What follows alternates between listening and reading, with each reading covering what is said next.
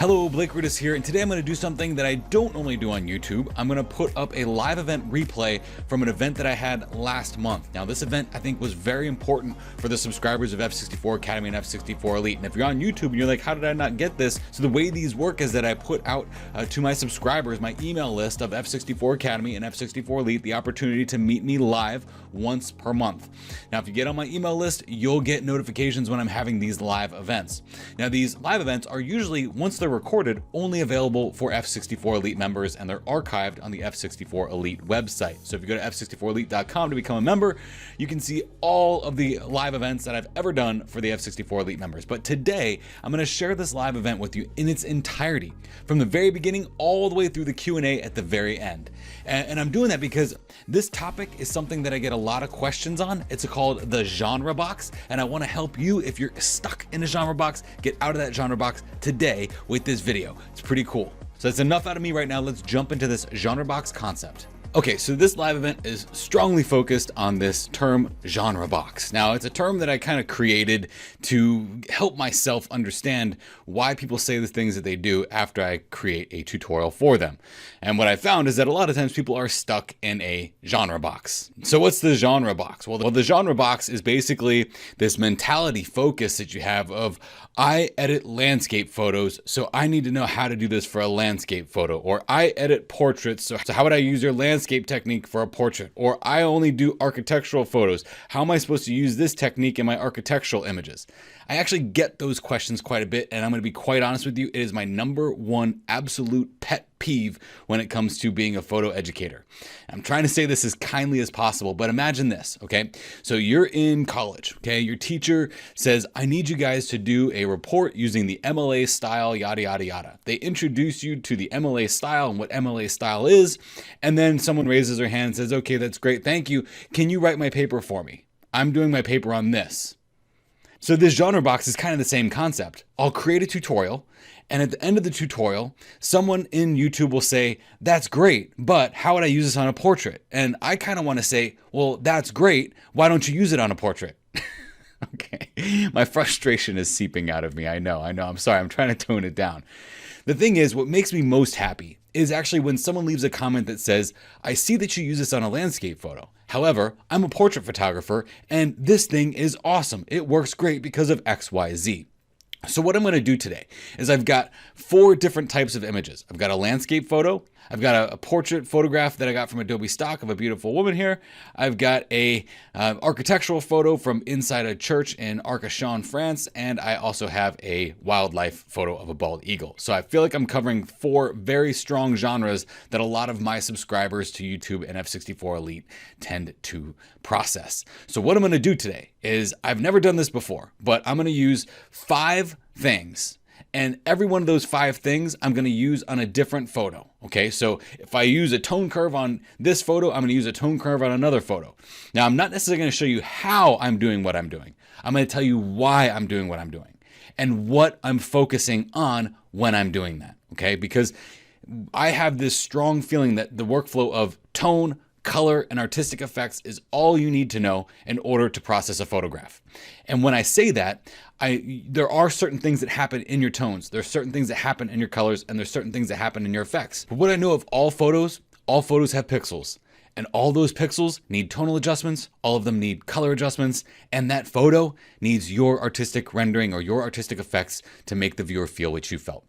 So I'm going to dive right into this. I'm not going to be tutorial focused here about I do this and this is how I do it step by step. More importantly, I want you to see how I'm going to use the same thing. It's a common thread throughout all of them. Even though that thread changes its shape a little bit, I'm going to use those common threads throughout the entire thing. Ready? So the first thing I'm going to do with this is I'm going to put a tone curve on here.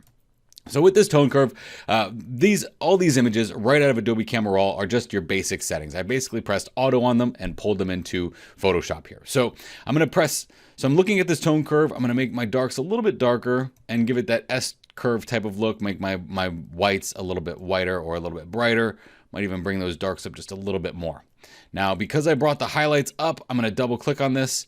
And I'm going to protect the lightest light areas, especially of that cloud, because I don't want it to blow out as I work on my photo, okay? So now I'm gonna hop over to this photo. Now I'm gonna use a tone curve on this photo. Okay, so for this curve, I'm really just going to kind of feel my way through it. I like what happens when I shape her face a little bit by darkening this down a little bit, and then let's see what happens when we bring the mid-tones up here into the highlights. And I think that looks really good there. Okay, it's just a little pop. It shapes her face a little bit more, and I'm going to do some other things to shape her face a little bit more too. But I'm using this tone curve to just heighten and accentuate things that I want to push forward. Now, what do I do here? I'm letting this photo have communication with me, okay? It's telling me, Blake, this is what it needs. So as I make these adjustments on all these images, I'm looking at it, it's looking at me, it's telling me what it needs, and I'm obliging, okay? So this tone curve compared to this tone curve are two different things, right? I couldn't use the same tone curve settings on both photos, but I did use a tone curve on both images, all right? So I'm starting out basic, and I'll work my way up to some advanced stuff, okay? Track me. So with this photo, I'm going to put a tone curve on here. No surprises, okay? I'm going to make it a little bit brighter here in the midtones, make it a little bit brighter in my highlights. I'm actually not afraid of my highlights blowing out here at all whatsoever. Why? Because they're already blown out. So I'm going to use those highlight blowouts as basically a tool, okay? So I'll close down some of these settings in here with another tonal adjustment, but really what I'm doing here is I'm elevating those whites because I love what's happening here with this beam of light that's coming across here and the one that's coming across at the top. And I'm kind of evening out the midtones and the shadows a little bit there as I bring that up.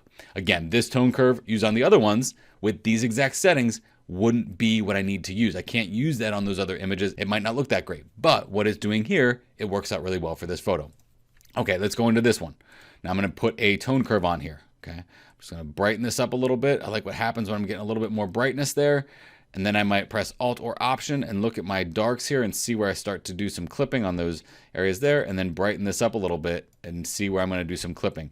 Now, because this is a wildlife photo and I'm focused on this bald eagle's face, if I press Alt or Option here, I do not want that to blow out, because the bald eagle, the thing that makes it so beautiful is its beautiful white head there, okay? So if I were to do something like this, while it makes the rest of the photo look good or decent, look what it's doing to the feathers on that bald eagle. It is blowing them out like crazy, or clipping them, okay? So I don't want to clip in that far. So I'll press Alt or Option to kind of give me an idea of how far that's going in.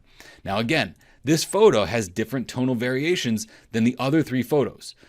All of these tone curves look very different. However, they are all making this image look better, okay? So now I'm going to move on to another thing, and I'm going to do a dodge and burn. Now, this is kind of crazy. I've never done something like this before. Bouncing between 4 images using the same thing is actually kind of fun. So what I'm going to do is I'm going to put the Dodge and Burn tool up. This is my Dodge and Burn Pro panel. I'm going to go into method 3, which is just the simplest method for dodging and burning. It's basically just a overlay layer of basically a middle gray, and then it sets my brush to automatically dodge. Now, with dodging and burning, what many people have seen me do before with dodging and burning is I like to draw the eye into things I want the viewer to see with highlights, and I push certain things away from the viewer with shadows. It's sculpting the image with light. So I'm going to sculpt in this area here. I'm going to make my brush a little bit bigger here and just sculpt in this area right here. Really lead that viewer in through the bottom of this image. Beautiful. Oh man, that is looking great already. Okay. So I'm going to lighten up the side of El Cap here, Alt or Option, and then burn down this portion of El Cap over here, and then maybe even burn this side over here while just adding a little bit of highlight over here. So I'm drawing the viewer into that main highlight that I made right here in the center, and then Alt or Option to burn away the things I don't want the viewer to focus that much attention on. And then I'm probably going to bring the conversation over here a little bit by brightening up that waterfall there, Bridal Veil Fall, and then I'm going to make my brush a little bit bigger and kind of scoop in with some highlight here, and then Alt or Option and push that away back here. Now, I'm also unscripted here at this point, all right? The only thing I've written down is that I need to do a tone curve, I need to dodge and burn, and then do my other enhancements. So what I'm doing here is I'm literally letting this photo just speak to me as I'm recording this right now, okay? So Alt or Option to darken this down a little bit. Now, always take a look at what happens with your dodge and burn. Look at that. See this? Our eye is like, it's bouncing over here, it's over here, it's over here, it's over here, it's not really down here. But here it's like, no, I want you to come in from the bottom into this image, and I don't want your eyes to rest on things that I don't want you to look at. Pop over here, Dodge and Burn Pro. Put on that 4 pen. All right, because I'm using a pen right now. Okay, so now I'm going to use my extra special brush here, and I'm going to start shaping the face with light. So I'm just going to brush in here with these highlights on areas that I want the viewer to go to first. I kind of want that to be the front of her face a little bit there. You see that? And then I'll press Alt or Option and kind of darken some areas down here, maybe down here, brighten this area up. Really like the way that the light is sculpting not just her face, but also her neck. Those features are really nice. And then I'll brighten up this area here, maybe brighten up inside these eyes just a little bit to make them glow just a little bit more, okay? And then add some highlight here to her hair. She's got some beautiful hair going on. I really like that look. And then Alt or Option, and then dodge and burn this image out. Now, I'll probably even come down here, Alt or Option, and burn this area here because I don't want the viewer's eyes to be going down. I want them to be focused on her face, and might even create almost my own little vignette right here with the dodging and burning there. So let's see what that looks like. Before, after. We're just sculpting out the areas that we want the viewer to look, okay? It's different. It's a different dodge and burn that I used over here, isn't it? Much different dodge and burn than what I used over here. And actually, if you look at this one, this dodge and burn has a lot more very deliberate pen adjustments to it, whereas the other one, they were just very big and splotchy, okay? So that looks better already. I like it, okay? Now I'm gonna come over to this image, Dodge and Burn Pro. I'm going to put on the 4 pen, and I'm going to talk you through it. All right, what am I going to do? I'm going to Alt or Option. I'm going to burn in down here through this area here. I'm going to brighten this up because look at how beautiful that is as that light comes in and across. I'm going to be heavy over here and then just slowly push it over there, okay? So I'm sculpting out that light right there and barely pushing over on this side, but really pushing pretty hard over here. Again, I'm going to brighten this up with my dodge and just really brighten that up a little bit there, okay? And then bring this down. Now, I was a traditional dodger and burner back in the old school days in the darkroom. And if you aren't dodging and burning your images, I'd say you're wrong, okay? Because it's so much easier now than it was in the past. Alt or Option, I'm going to burn under these areas. I don't want the eye to go underneath these areas. I want the eye to follow the area that I want the eye to follow. So I'm going to have it come across here. I'm going to have it come across here. Look at the beautiful gold that's coming across there along this edge here, probably coming in from another one of those windows on the other side. Beautiful. Alt or Option, burn this area in. Okay, that's looking good. Alt or Option, burn this area in back here, and then brighten up the walkway here, and then even some of these pews. Kind of give someone an idea of where they want to sit, okay? So I'll darken this area down because I want them to sit on one of those edges, and that's just where the eye is going to go, okay? I might darken this area down a little bit back here, but then brighten up right there where that light is beaming in. You see, I'm not afraid of a blowout, okay? I'm not afraid of my highlights clipping. I'm not afraid of I'm more afraid of my shadows clipping than I am of my highlights clipping. But if my highlights are blowing out, just use it to your advantage. Look at this dodge and burn. Much more deliberate strokes that are happening with this dodge and burn than the other dodge and burn from before. Big, big, big splotches. But what am I doing? Bringing the eye in. I'm telling you what I want the viewer to look at while I'm doing it, okay? Let's go to the next one. Dodging and burning on this one. This one, I'm probably not going to do a whole lot of heavy dodging and burning on the entire photo because I don't think it really needs it. But I will come in here and make sure that I go right under this bald eagle and start sculpting out the light as it's hitting the bald eagle. Okay. I'm going to dodge on the side where the light's already hitting. I'm just going to make it more pronounced. I'm going to dodge in his face where that light is hitting to make it more pronounced. And along the beak, I'll make my brush a little bit smaller here. Okay. Looks great. Oh, look at that. You are looking good there, bald eagle buddy. And I'm going to brighten up the feet because I want the eye to look at how gnarly those claws are. Alt or Option to burn in a little bit underneath here and sculpt out some of his chest. And that looks good. Very sculpted bird there. And if we look at this, I'm going to zoom out. Let's look at the before and the after. See that? Sculpting out the light. Sculpting out the light. That's all we're doing here. I might go really big with this dodge and burn. Really big.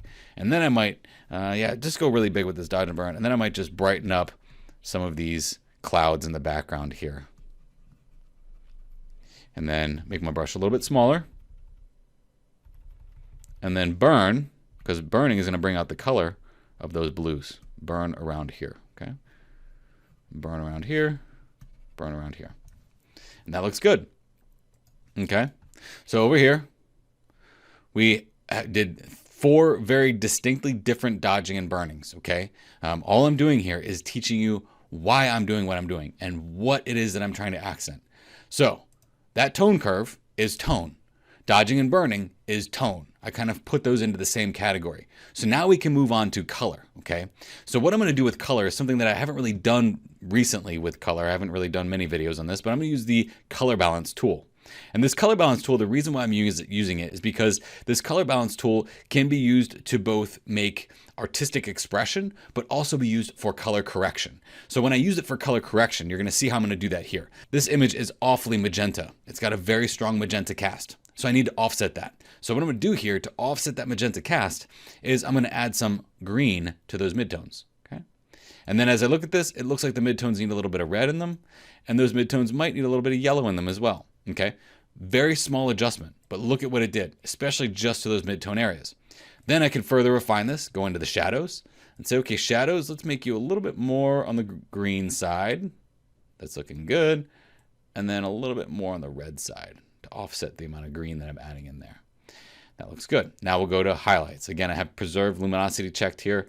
Highlights, I want them to be a little bit more on the blue side. My highlights here can be a little bit more on the magenta side. See that? And a little bit more on the cyan side. Maybe a little bit more on the yellow side too. Okay, look at that. I use this for color correction. Okay, use the color balance for color correction to offset that magenta. Now that magenta cast, you might say, looks great. And I like it too, okay, because it was a blue hour image. But I'm gonna offset that now because it looks like it's washing the whole image with magenta. And later, when I get into the effects stage of things, then I'll work on the actual color grading of this to get some of that magenta back, okay? So this color step here, I'm typically going to be using for color correction rather than color effects, okay? But you can actually use it for either or if you wanted to. Coming over to this photo. It looks to me like there's a little bit of green that's happening in those highlights. So again, I'm gonna go to my color balance. And then if we look at our highlights, I'm gonna move over the magenta. And I wanna move it to green because it's gonna get more green. So add some magenta to those highlights. Maybe add a little bit of hint of red to those highlights. And then a hint of yellow to those highlights. We don't wanna go blue because it's gonna cool the whole image down. If anything, we wanna warm it up a little bit by adding a little bit of yellow to those highlights. And you can barely tell the difference, but I'm telling you, it makes a huge difference as these things build up. Let's go to our midtones. Okay, there's some green that's coming across in our midtones for some reason. So we'll make that a little bit more magenta. And then we'll make that a little bit more yellow. Okay, a little bit more magenta, just a little bit, -2-ish. And then this, you don't want to go too far with these, okay? You definitely want to keep these just going up just a little bit on each one, especially because everything I do is a very slow build-up process. Shadows. Here we might want to add a little bit of blue to those shadows. Maybe a slight tinge of green to those shadows. And then a little tinge of red to those shadows. And here's the difference here, okay? Very big difference, but doesn't look like it. But if I were to take these settings here, let's just do it. I'm going to grab these settings. I'm going to press Control and move it over to this image and see what that would look like. You see, the thing is here, I'm using the technique of using color balance to alter the image, but I'm not using the exact settings of that color balance to offset this image. I'm just using my knowledge of color balance and what it does. It offsets the tint and temperature, essentially, of your highlights individually, your shadows individually, or your midtones individually, which is a very powerful way to do that. So I'm going to delete this because it looks like junk, and that looks better. Let's come over to this photo. On top of this one, I'm going to add a color balance. What do I want to do here? Well, I definitely want to make this more red because I really want to bring out the red that's happening in the sky and the ceiling up there, okay? But adding a little bit of green to this looks pretty good. I just let the image speak to me. Remember what I said? I let the image speak to me. Let it speak to you and tell you what it needs. All right, so add a little bit of blue to those midtones. Let's go to our shadows. With our shadows, let's bring up those reds. Okay, it looks delicious with those reds brought up in the shadows. And then we'll go over to the magenta. Look how rich those colors are getting in those shadowy areas there, okay? And then we need to offset this with a little bit of blue because it's getting a little too yellow when we do that. And then I'll go to the highlights. I'm speeding through this. I'm doing that for a reason. I'm trying to show you that you can use all of these different tools on different images, even though it's the same tool. Same tool, same technique. Go in there, highlights, midtones, shadows. What do we need to do to them? Offset the colors in those highlights, midtones, and shadows to get it more color correct, okay? Then we'll go over to this image. We're gonna pop on that color balance. I'm going to go into the midtones. Let's see what the midtones need, if they need anything. Might be, ooh, a little bit more blue. Look at that. Boom. That looks good with a little bit more blue in that midtone area. Maybe a little bit of green and then a little bit of cyan. Okay. Then I'll go to the highlights. Blue in the highlights looks pretty good. We have a little offset here and a little bit of cyan to the highlights. Shadows. What do you need, shadows? Tell me what you got. Okay. If I go too far into one of these, it's not going to look good. So let's just go a little bit of the blue. A slight tinge of magenta, maybe -4. And then a little bit of red. And then boom. I like that. Let's zoom into our birdie here because he's our, yep, I like it. I like it a lot. Okay, looks good. So now we got tone done. We got color done. Let's go into effects. So what I'm going to do to make this easy, I'm going to pop into my Zone System Express because I have this button here called Radiance 2.0, which I use on almost all my photographs, but I use it in very different ways. So I'm going to use Radiance 2.0 in this image. I'm going to show you how I use it on all 4 of these photos, okay? So the Radiance 2.0 is essentially, if you've ever seen that Orton style effect, it's kind of like that. It just gives a radiating glow, but it does it in a way that is completely out of the ordinary, okay? So it's going to do this Gaussian blur, then it's going to stop right here, and it's going to give me a shadows and highlights adjustment for this image. So let's go ahead and we'll bring up the amount all the way. Okay, I'm going to bring down the radiuses here, and then that allows me to use the tone slider in the middle to really refine where I want this glow to be. Okay, so my highlight glow looks good there. I might drop the color here because I don't really like the color cast that's coming along with this, and then drop the midtones here just a little bit. And what this is doing is it's just taking all the stuff that I've already done, and it's adding this artistically glowing effect to the image. And we'll press OK. Now, if I were to turn the selective color layer off, look what happens here, okay? If we just put that Radiance 2.0 on top of this stuff without that color balance layer there, look what happens. It's too much, all right? We needed that color balance layer there to bring out the yellow and the red and the granite in the background, okay? And that looks pretty good. Now, with this Radiance 2.0, you also have a curves offset here, so I'm going to brighten up those dark areas a little bit, and then maybe even bring that up in the midtones just a slight bit, and then bring it down a little bit in the highlights. And that looks good. I'll stick with that. I like that. Okay, let's pop over here. I'm going to pop on the Radiance 2.0. Again, I'm going fast through this stuff because I want you to understand that it's not about the tool necessarily or the technique really. It's about the application to what it is that you need it to do for you so you can hop out of your genre box. Okay, so I'm going to press OK on this one. That looks pretty good there. I'm going to press continue here. Now, this does not look very good right now. So bring that radius down, bring the amount up, bring the amount up, bring the radius down, bring this midtone down quite a bit, and bring the color all the way down. And then let's take a look at these tones. I like what's happening here with these highlights brought way down, okay? And then with these tones brought up, I like this refined look that we're getting to her face. So here's what that looks like. That looks pretty good. There we go. We'll dial that in right there and press OK. Now with this one, I like the enrichment of color that it's giving me, but what I don't like is just how much color it's giving me. Okay, so I have a couple options here. And here we have the HSL adjustment. I can click on that color and I can drop the saturation of that red that's getting very intense because of this, and then maybe even brighten it up a little bit. So I'm basically using the colors that are in this Radiance 2.0 to shape the color in the image as well. Knocking out 2 steps at once. It's basically a tonal and color adjustment type step happening in the effects phase. All right, that looks good. What I'm going to do here though is I'm going to take the opacity and just drop this down a slight bit. Okay, so it's not so strong. See how it makes her glow a little bit more. We already have that light coming in. I'm using that light that's coming across her face as the inspiration for everything in this. Here's the before. Here's the after so far. Okay, it's looking really good. Looking really good. So I'm going to come over to this image.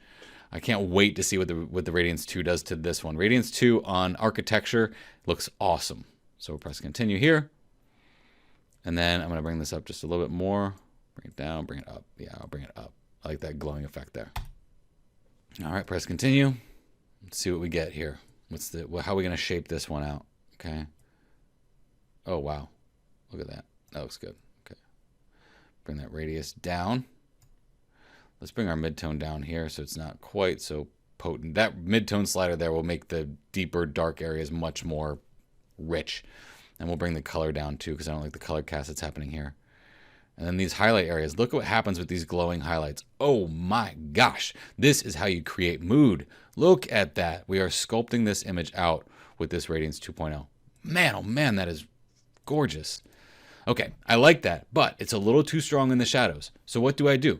Well, I could just say, well, I don't really like it and delete it. Or I could say, well, you know what? I have blend if. I'll double click this and I'll say blend if. Let's protect some of those shadow areas. I'll even do a color overlay on this so you can see what I'm protecting.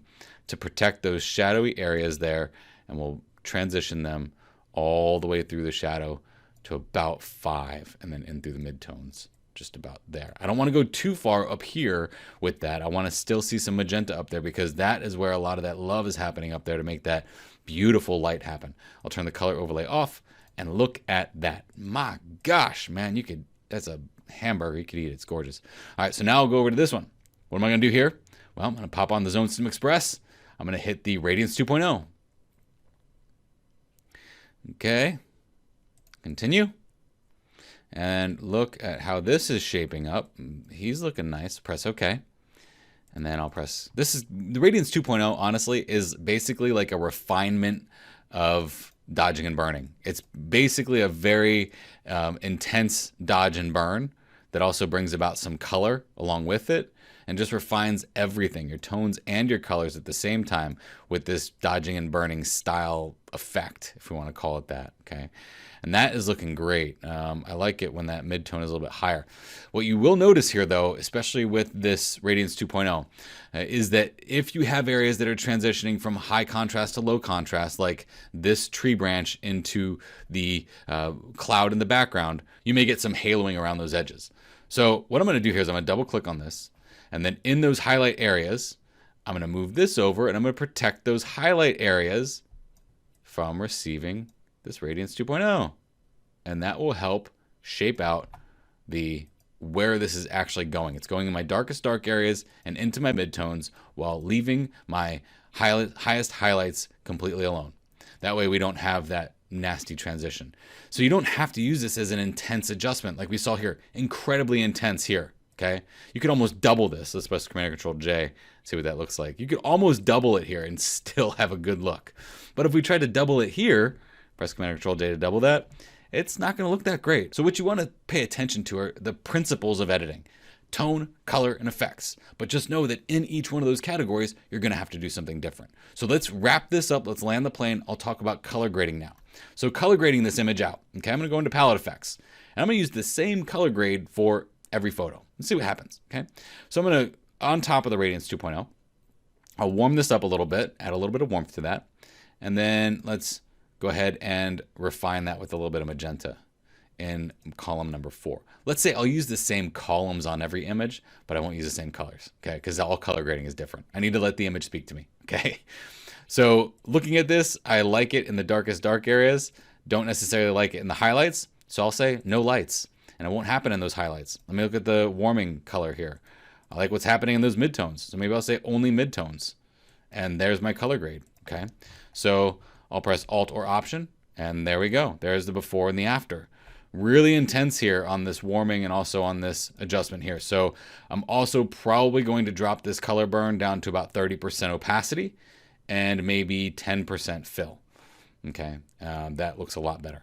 So let's pop over here. So I used a 4 and a 3. So I can use a 4 and a 3 of anything on here. So looking at this photo, I would say a warming effect could help. We'll do a warming and we'll say only on the highlights. Okay. And then let's see what color would help bring this out. There's some magenta here. So maybe some cyan on number 4. And let's watch how that's basically going to burn this image with color. Okay, so it's color burn is what this is set to. So it's going to make all the darker darks darker, but also do it with a little bit of color. So that looks great, and that looks great. I think that actually looks really good. This, I might drop the opacity down to 10%, and then this one, I might drop that down to 40% opacity and maybe 10% fill. Okay, just because it's very strong. And we already have a lot of nice color built up on here. Okay, so I can use a 4 and a 3 here. Okay, let me do a 4 red. Ooh, that's too much. Let me do a 4 cyan. Look at that. That is really enriching those reds without having to make it red. It's making this area more red without actually physically having to make it more red. Doing this is just way too much red. But here we're going into those shadowy areas, burning them with a little bit of cyan, which will bring out the red somewhere else. Okay, so now let me do a 3, maybe a 3 not blue, maybe a 3 warming. And look at that. This feels like that church in Arcachon now. Oh my gosh. If I showed Tony this, he'd be flipping out. There's the before. There's the after. Tone, color, effects. Let's see what's doing too strong a work here. My traditional dodge and burn here is a little bit too much now, so I'm going to drop that down to about 70% opacity. Okay, and then let's look at that Radiance 2.0. Might be a little too strong. Let's drop that down to about 80%. Okay, and now I think we're refining this. Okay, let's pop over here. I can use a 4 and a 3. Okay, let's do a warming 3. Nope, let's do a warming 3, not a cooling 3. And let's do that maybe only on the lights. And let's do a cooling 4. And maybe a cooling, maybe cyan 4. Warming 4. Magenta 4. Now let's do a, I like this one. I like this one, but I don't like how it's hitting my darks, so I'll say no darks. So it doesn't hit my darkest dark areas. Okay. This one's only on the lights. This one's only on the darks. So let's talk through what I did here on all of these. All right, so let's really land this plane. Let's talk this through. First thing I did, tone. In tone, I did a tone curve, and then I did a traditional dodge and burn. What did I do with that dodging and burning? I brought the eye to where I wanted you to look. It definitely is different if we don't have that there. That's why this is a slow build-up process. Everything here is a slow build-up process, okay? Then we worked on color, which was our color balance, which, again, really helped this out. Now, I really kind of like this too now. So this is what I'm going to do because I did offset these with these colors. I'm going to come in here to this, and I'm going to drop this down to about 50%. Okay. Wow. Beautiful. Yosemite, you're looking gorgeous. Then I put that Radiance 2.0 on there to really tighten up all of the tones and colors in this image and bring them all together in that effect. And then added my color grade here, which again, really brought this image forward. Now, on this photo, I did all the exact same thing. I did tone, I did color, I did effects. But my dodging and burning here was a little bit different, but still the same. It brought the viewer in to where I wanted them to see. I let the image speak to me and tell me where I needed that dodging and burning to be, okay? And then we went into our color balance to really, this time, further make this image a little bit more warm than what it was. So not like this where we did a offset of the color. Here we made the image a little bit more warm with those colors because it needed it there. Then we did the Radiance 2.0 to get that nice, beautiful, glowing look. And then we did our color grade to tie the whole image together. So what you'll notice here, there's a pattern. I do tone for tonal refinements, brightness refinements. Then I do color to get the colors beautiful and where they should be. Then and only then do I hop over into my effects to get my artistic effects implanted into this photo so that you'll see what I see, okay? And that's the same all throughout. So in jumping out of your genre box, what you should be thinking about here is how can I use some of these in the types of photos that I edit? Not necessarily what did Blake do to a portrait, but why did Blake do that to that portrait? Not necessarily what did Blake do to that architectural image, but why did Blake do that to his architectural photo using tone, color, and artistic effects? Okay, it's critical, and it will help me out a ton if I stop getting comments that say, how would I use this on XYZ? Because you know what I'm going to start saying from now on? Experiment with it on XYZ. And then you report back to me and tell me how it worked on XYZ. Okay, so I don't want you to think about the what. What is this person doing? And this isn't just for me. This is for any of my friends, Matt Kliskowski, Jim Walensky, any of my friends that are teaching you how to do something online. Don't think about the what they're doing. Think about why they're doing it and how it can help you. Try to avoid the what would I do with a portrait with this technique? I don't know. Do it and tell me how it worked out. Okay, because you saw here that we use the same 5 techniques on all 4 of these images. We use them slightly different. And even the color grades on all of these were different choices based on the decisions that I wanted to make for those individual photos. I can't stress how important it is to experiment and have deliberate practice time. Deliberate practice time means that you take the thing that you just learned and you apply it. You can't have your English teacher write your paper for you just because they showed you a technique or a writing style. All right. So I'm going to open this up for questions. Please let me know if you have any questions about this and I will gladly help you. Okay. I'm not going to tell you to go away. All right. I'm not a mean person. All right. But I have two pet peeves in this world. Number one, people chewing with their mouth open. And number two, people asking me how to do something with a portrait when I'm working on a landscape image or whatever that might be. All right. Ask away. All right. So I'm back. So really what I wanted you to gather from this, I'm not a mean person. I'll never yell at somebody. It's just not in my nature. It's not who I am. But it is really frustrating when, you give away a phenomenal tip and then someone says, well, how would I do this on this?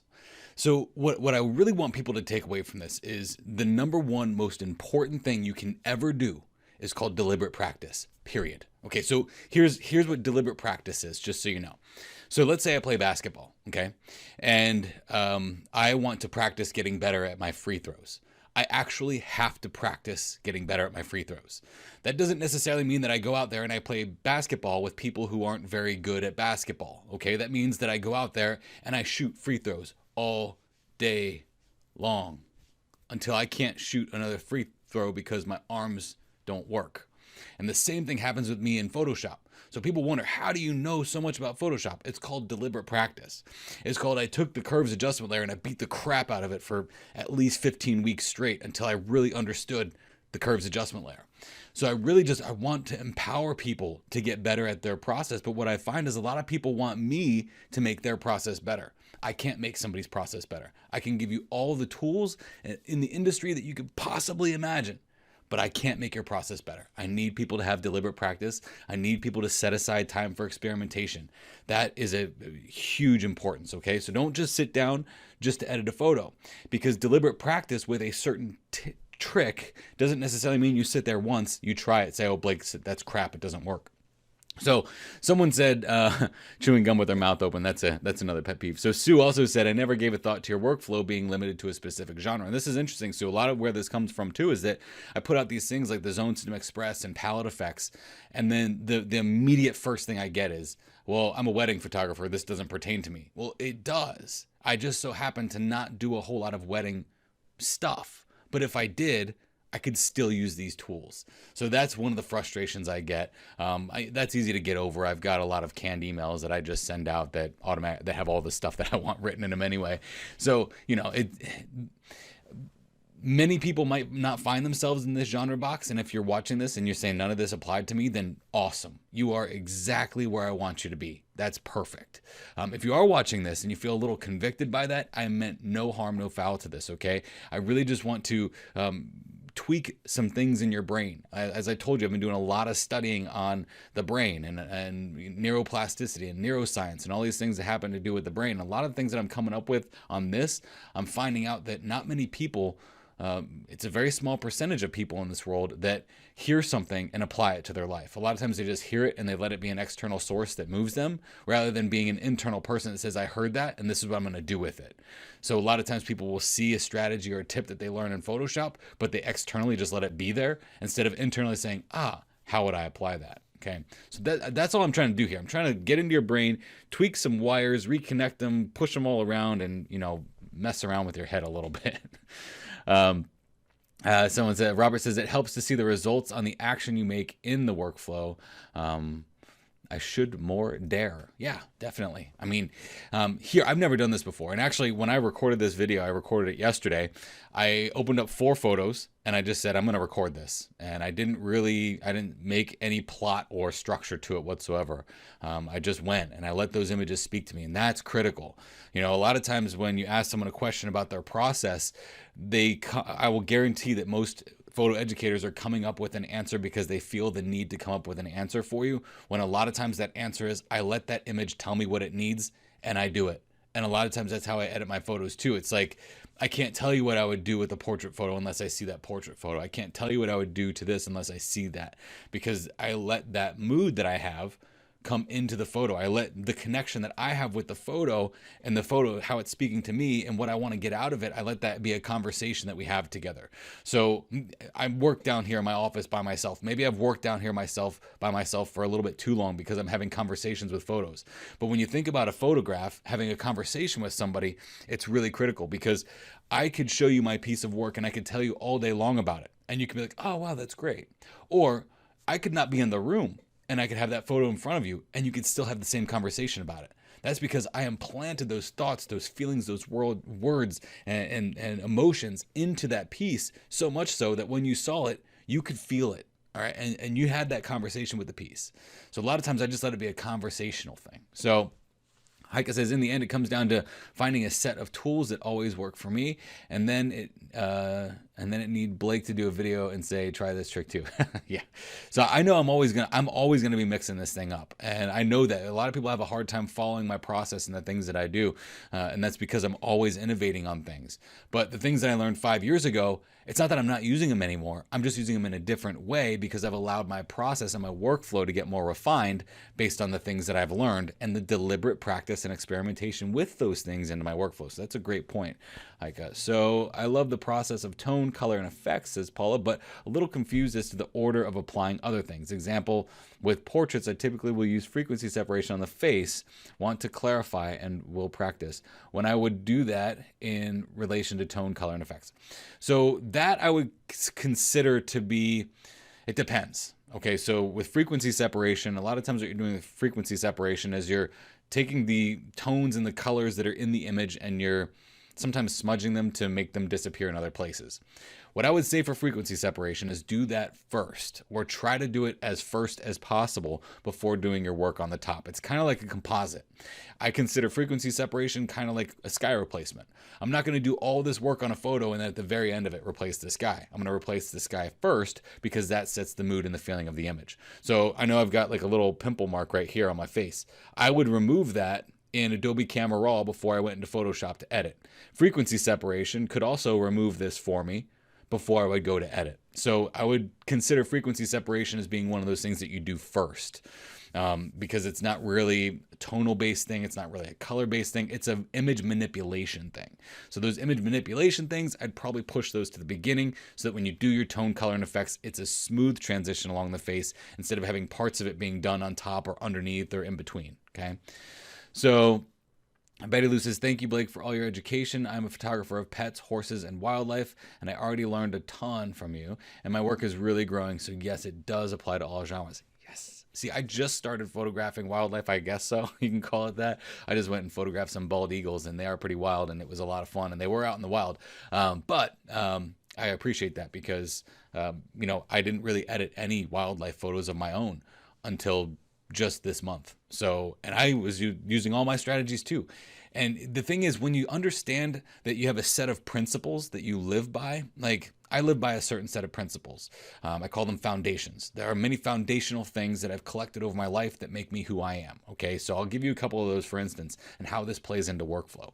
So I'm a firm Christian. Okay, so my church has 4 guidelines that we go off of. I have it up here somewhere just so I always have it in front of me. But that is to love God, love others, to serve, and to be a generous person. So those are 4 foundational things that I have that make me who I am. So I'm also in the Air Force, and in the Air Force, we have 3 foundational core values, which are integrity first, service before self, and excellence in all we do. So if I combine those 4 things from my church and these 3 things from my Air Force career, combine them together, man, that makes a pretty good person, doesn't it? So if I make my life a foundation, if that's the bedrock that I build things up on, then everything in my life I feel is going to be successful.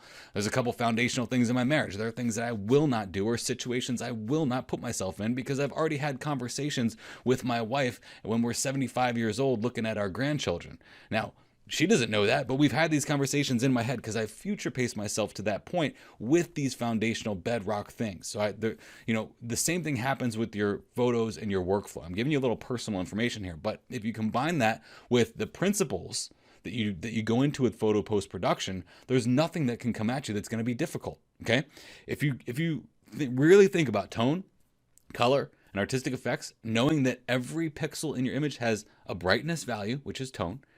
Every one of them has some type of combination of red, green, and blue in it, which is color. And those pixels would love for you to impart your artistic vision on that photo. Right? Those are the principles. So now it doesn't matter what photo you throw at me. All I got to think about is tone. What do these pixels' brightness need to be? Color. Does the color look good? And then effects. Do I want tonal effects like the Radiance 2.0? Do I want color effects like color grading? All those things kind of come together to create that photograph. But it's that bedrock set of foundations and principles that I go into my editing process with that help make my images the way they are. Okay, so these are, take that personal spin on life, mix it in with your foundations are critical. There's a reason why almost all the courses on F64 Elite are called Photoshop Foundations. Right? It builds up a foundation for you. When you get that foundational stuff. Right now I'm in my basement office, surrounded by the foundation of my house. Now, could you imagine if the person who built the foundation of this house out of cardboard? Okay, this house wouldn't last very long. I don't care how strong or how sturdy you think cardboard is. If it's smashed together into 3 billion pieces, it would fall apart eventually, especially with the rain and the snow that we're getting now. So the foundation of everything, whether it's in your life or it's in your workflow, those are things that are going to build up the success and the future of the work that you create. Okay, so the foundational things, all the things that we learn in those foundational steps, really critical. All right, I haven't gotten any more questions here. Let's see. I did have a couple questions I wanted to touch base on. Heike said, fixing Radiance 2.0 on shadows. So basically, the Radiance 2.0 is going to make your shadows crazy. It's a really intense dodge and burn.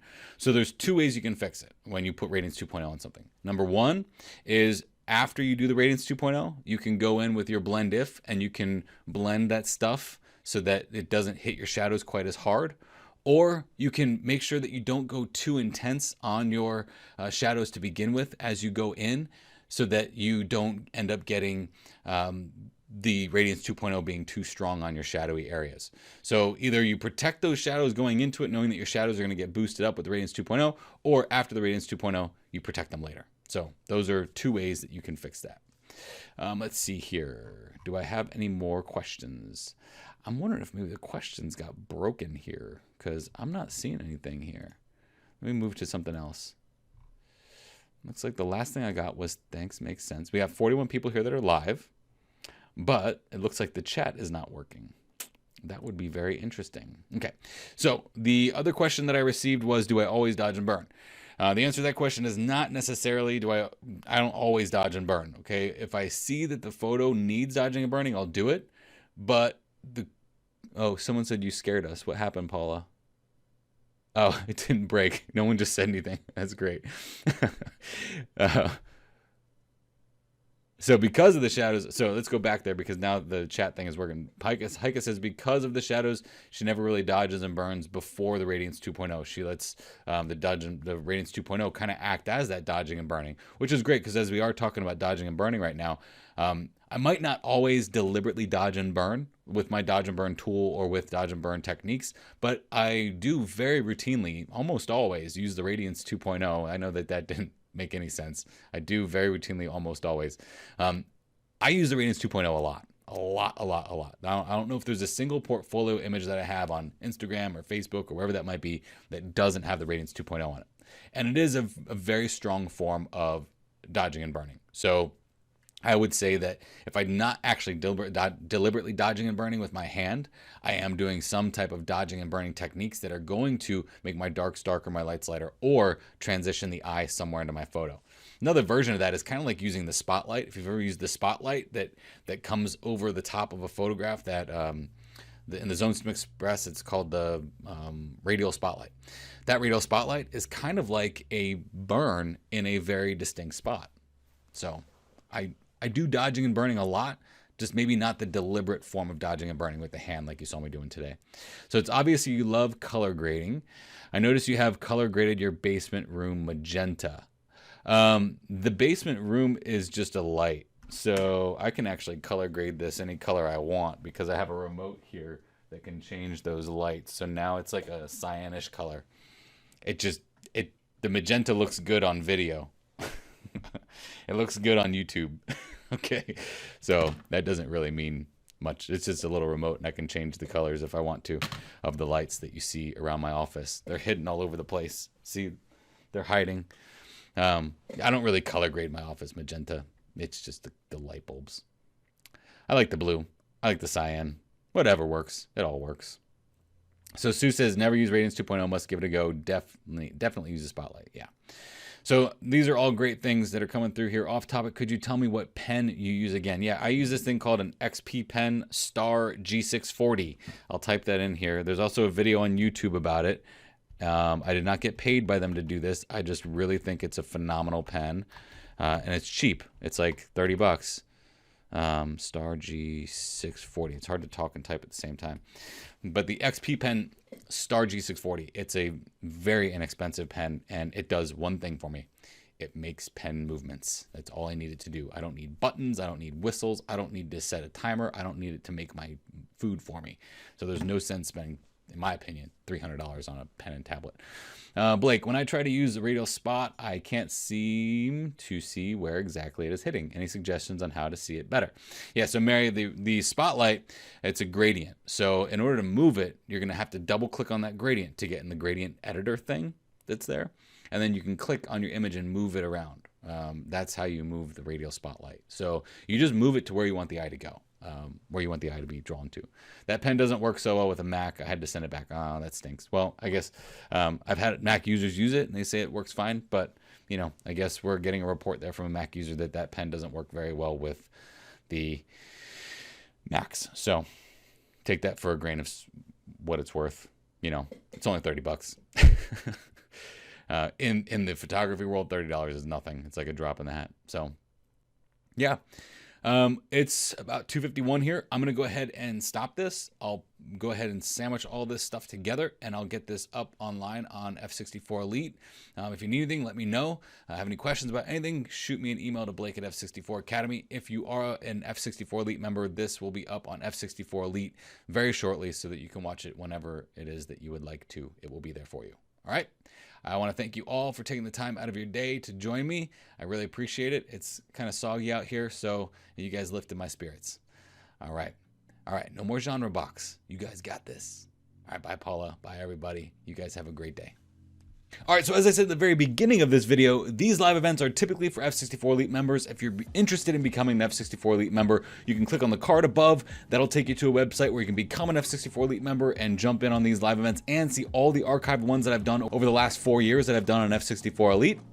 There's also going to be a description below. Thank you very much for taking the time to watch this. I sincerely hope it helped you understand and break out of this idea of being stuck in a certain genre box, because every image has pixels. Every image needs your artistic vision on them. And guess what? You can use the same techniques in portrait as you can in everything else in landscape and everything in between. So I hope that helped open your mind to a different way of editing your photos.